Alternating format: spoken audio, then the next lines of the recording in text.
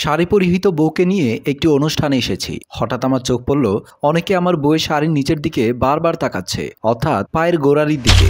আমি একটু দূরে দাঁড়িয়ে ভাবলাম, বউয়ের যেই না আকর্ষণীয় পদযুগল তাকাতেই পারে। তার মধ্যে কিছুদিন আগে তার জন্মদিনে সুন্দর একজোড়া পায়েল উপহার দিয়েছি, তাই হয়তো পাও পায়েল দেখে তারা এক ঢিলে দুই পাখি মারছে। একটু পরে এক বন্ধু নামধারী শত্রু এসে কানে কানে ফিসফিসিয়ে কটাক্ষ করে বলল, তুই নিজে এক জোকার, বউকে বানিয়ে এনেছিস আরেক জোকার। এটা সার্কাস নাকি? হ্যাঁ, সবাই হাসাহাসি করছে তোর বউকে দেখে। দ্রুত খেয়ে ভাগ বলছি, তোর জন্য আমরাও বিব্রত হচ্ছি। তার কথা শুনে আমার দোকান ঝাঁঝা করে উঠল। কর্ণকুহরে যেন ও উত্তপ্ত সীসা ঢেলে দিল। চট করেই বউয়ের পায়ের দিকে দৃষ্টি নিক্ষেপ করলাম। হাই, আমার চক্ষু বড় হয়ে গেল। সে শাড়ির সাথে তার জগিং করার ক্যাটস পরে চলে এসেছে। কি অদ্ভুত কাণ্ড। দ্রুত বউকে নিয়ে বাসায় চলে এলাম। 10 মিনিট পর ওয়াশরুম থেকে বের হয়ে দেখলাম সে কান্না শুরু করলো। চলে এলাম বলে আমি এক ধমকে তাকে থামিয়ে দিলাম। বললাম, শাড়ির সাথে কেউ এমন স্যান্ডেল পরে? ফাজিল কোথাকার। সে আহ্লাদি কণ্ঠে বলল, আমি আর কোনো স্যান্ডেল খুঁজে পাচ্ছি না তো। তাহলে আমাকে বলতে, তুমি কিনতে। আমি বললাম, তুমিও তো মাস শেষে ভালো স্যালারি পাও, হাসির পাত্র নিজেও হলে আমাকেও বানালে। আমার কড়া মেজাজে বউ হেসে কুটি কুটি হচ্ছে আর বলছে, আমার টাইম নেই জুতো কিনার। তাছাড়া এটা তো একটা ট্রেন্ড। সেলিব্রিটি থেকে শুরু করে আমার মতো অনেকেই বিয়ে বলো পার্টি বলো এভাবেই তো শাড়ির সঙ্গে ক্যাটস পরে যায়। আমি রেগে আগুন। তেজি গলায় বললাম, তাদের সব মানায়, কিন্তু তোমাকে আমাকে সব মানায় না। আমাদের পরিবেশটাও তেমন নয়। পরিবেশ বুঝে চলতে পারাটাও একটা গুণ, বুঝলে?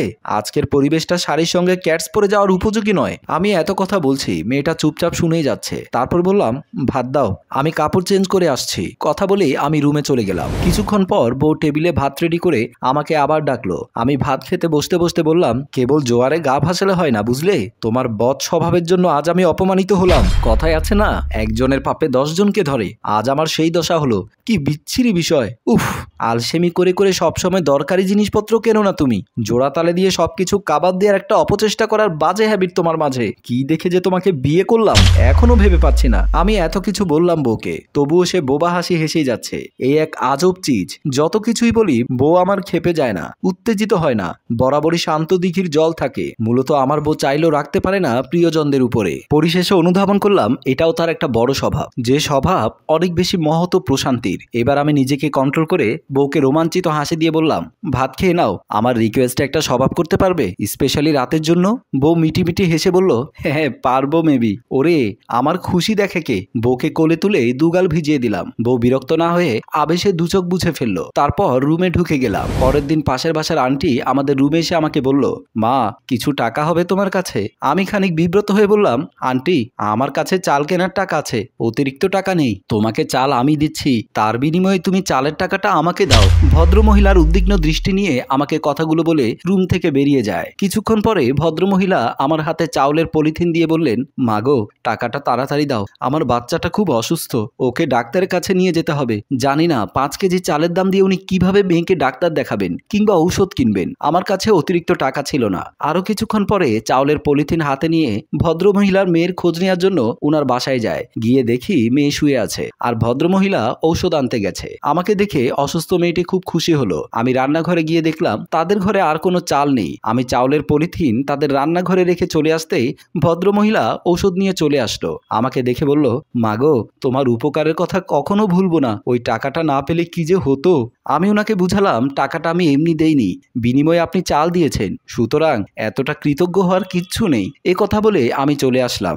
দরজা খুলে বাসায় ঢুকে ভাবছি, জীবন বড় অদ্ভুত। কাকে কখন কোথায় কিভাবে নিয়ে যায় তা কেউ বলতে পারে না। এই জন্য জীবনে সুযোগ এবং সময় দুটোই দিতে হয়। এদিকে বন্ধুর অফিসে বসে সবকিছু বন্ধুকে খুলে বলার পর বন্ধু আমাকে বলল, ভাই, স্ত্রীলোক সৃষ্টি হয়েছে স্বামীর পাঁজরের বাঁকাহার দিয়ে। এমন আমরা যদি একদিনের বাঁকাহার সোজা করতে চাই তাহলে সেই হার ভেঙে যাবে, আর যদি সোজা করার চেষ্টা না করি তাহলে সে হার দিনকে দিন আরো বেঁকে যাবে। তাই প্রতিদিন আদর, ভালোবাসা, যত্ন দিয়ে আস্তে আস্তে সেই বাঁকাহার সোজা করতে হবে। আমি তার কথা শুনে হেসে দিলাম। বললাম, যেই জেদ আমার বউয়ের, যেটা মন চায় ওটাই করে বসে, মনে হয় না কোনোদিন সোজা হবে। আর জীবনে বউকে নিয়ে কোনো পার্টিতে যাব না। ঠিক আছে বলে আমার বন্ধু অফিস থেকে বাসার দিকে রওনা দিল।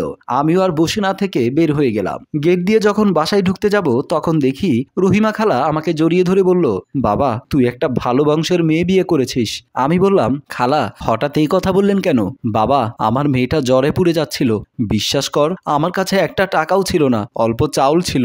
আমি গিয়ে তোমার বউকে চাউলগুলো দিয়ে কিছু টাকা নিয়ে ডাক্তার কাছ থেকে ওষুধ এনেছি। তারপর মনে মনে ভাবছি সবগুলো তো দিয়ে দিলাম, ভাত রান্না করব কিভাবে? তারপর রান্নাঘরে গিয়ে দেখি তোমার বউ চাউলগুলো আবার দিয়ে গেছে। আমি খুব খুশি হয়েছি। রহিমা খালা কথাগুলো যখন বলছিল, চেহারার দিকে তাকালেই মনে হচ্ছে রহিমা খালা যুদ্ধ বিজয় করেছে। আমি রহিমা খালাকে সান্ত্বনা দিয়ে রুমের ভেতর ঢুকলাম। বউ বারান্দায় পায়চারি করছিল, পরনে নীল শাড়ি আর খোলা চুল। পাশের বাসার ভাবি থেকে কমপক্ষে হলেও 10 গুণ বেশি সুন্দর। অথচ এই সৌন্দর্যটা এতদিন আমার চোখেই পড়েনি। সারা রাত কেঁদে বউ চোখ ফুলিয়ে ফেলেছে। আমাকে জড়িয়ে ধরে বউ বলল, আর যদি কখনো এমনটা করবে আমি সোজা সুসাইড করে মরে যাব। আমি তাকে জড়িয়ে ধরে ভাবলাম, আসলেই স্ত্রী কঠিন জিনিস। সারা জীবন সাধনা করলেও আমরা তা বুঝতে পারবো না বলে মনে হয়। আসলে আমরা সুখী যদি সুখটা কোথায় খুঁজে বের করতে পারি। আর এখানে আমাদের গল্পের সমাপ্ত হয়। সম্মানিত দর্শক, দুষ্টু মিষ্টি ভালোবাসায় একটা সংসার পরিপূর্ণ শান্তি এনে দেয়। গল্পটি ভালো লাগলে লাইক, কমেন্ট, শেয়ার করে অন্যকে দেখার সুযোগ করে দিন। গল্পটি ভাবনা প্রযোজনায় মঞ্জুর মোর্শেদ, পরিচালনায় রেজাউল কবির চৌধুরী, ক্যামেরায় হানিফ।